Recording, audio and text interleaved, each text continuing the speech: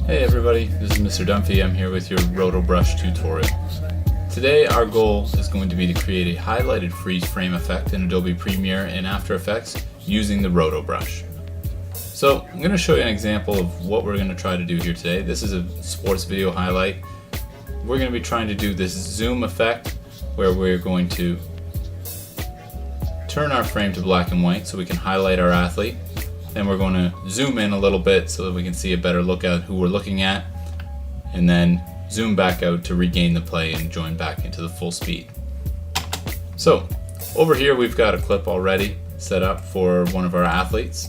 So we're going to start this play. We're going to find a good spot to export our first frame. So we want to start it just before the ball is snapped, roughly in about there. And Premiere has this fantastic little export frame button you can hit. I'm going to hit export frame. We're going to call this lineman freeze roto. So you can obviously change your formats. You can change where you want to send this to. Away we go.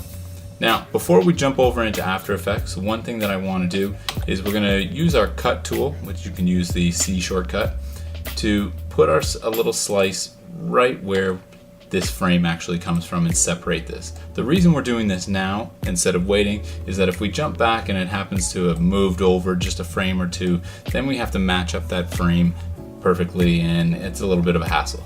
So we've got a split, and now we're going to jump over to After Effects. So here we are in After Effects. We're going to move up to our project files, and we're going to now import our lineman roto. So here he is, and we're going to drag it over onto the comp button, which will create a new composition for us. Here's our new composition. The first step we're going to do is we're going to actually duplicate this freeze frame. So we're going to hold Control D, and it's going to create a second exact frame just like we have up here. The reason we're going to do that is one of these frames we're going to start by creating a black and white effect. So we're going to go up to Effect, we're going to choose Color Correction, and you can see there's tons of different effects and visual looks that you can get in After Effects. I encourage everybody to get in there, mess around with them, see what works with you, see what you like, see what you don't like. You can waste a lot of hours in there figuring it out, but it's worth it. So we're going to go to the preset black and white that's in here. If you really wanted to go and change it, you could go into the curves and mess around with that a little bit more, but we're going to use the preset.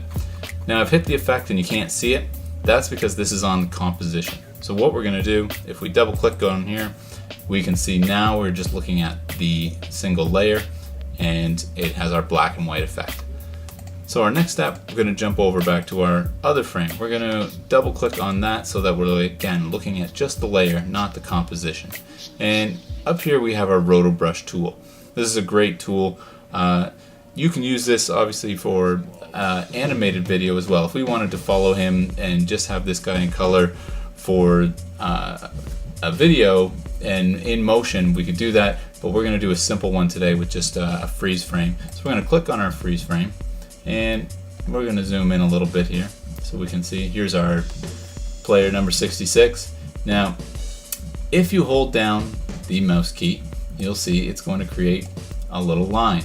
This line will kind of make a little judgment as to the extra part that it thinks that you want rotoscoped out.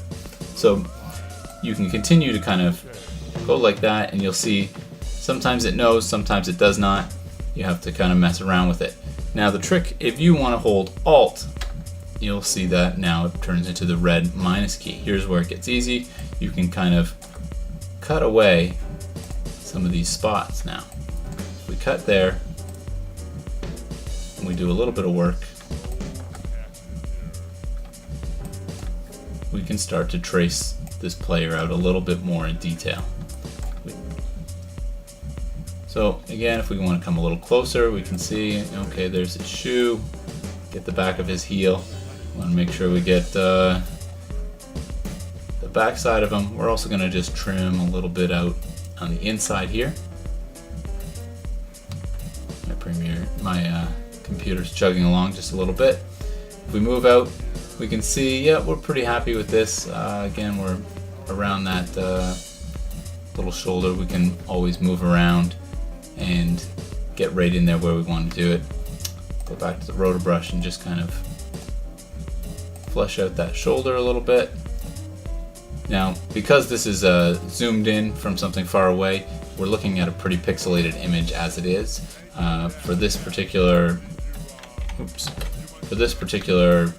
exercise, we're going to be okay with that, and you'll see when we go to the full size. Hopefully, we'll be shooting something a little closer next time. Okay, so we have our guy completely picked out here. You can look here if you want to toggle the alpha layer, and you can see that's the layer that we're going to be masking as we get back. So there we are. Now, what we're going to do is we are going to export, we're just going to show you what the composition looks like now, and we can see the red is showing through as he is masking through, and we have our composition.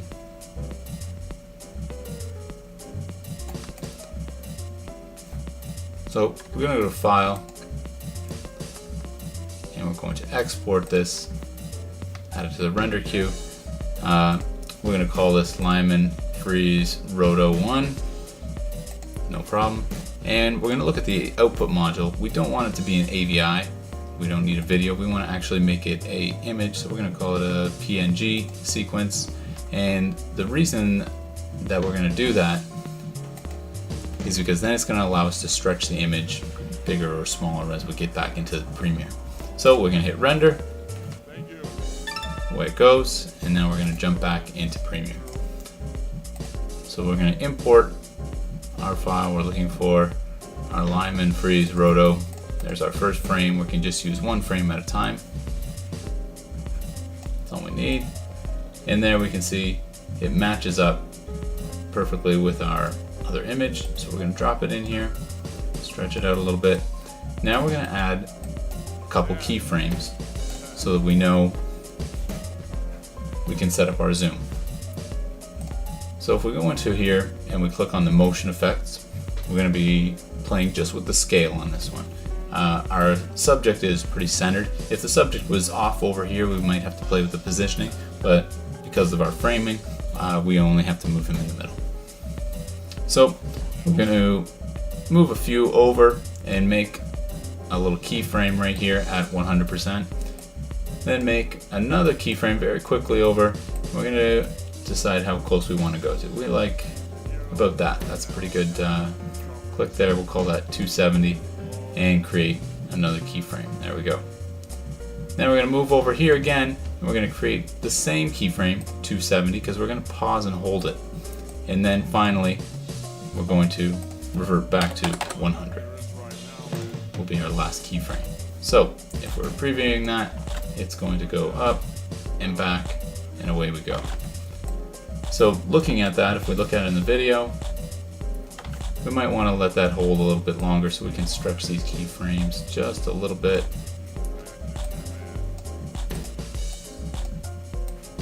So again, let's watch again. And away we go.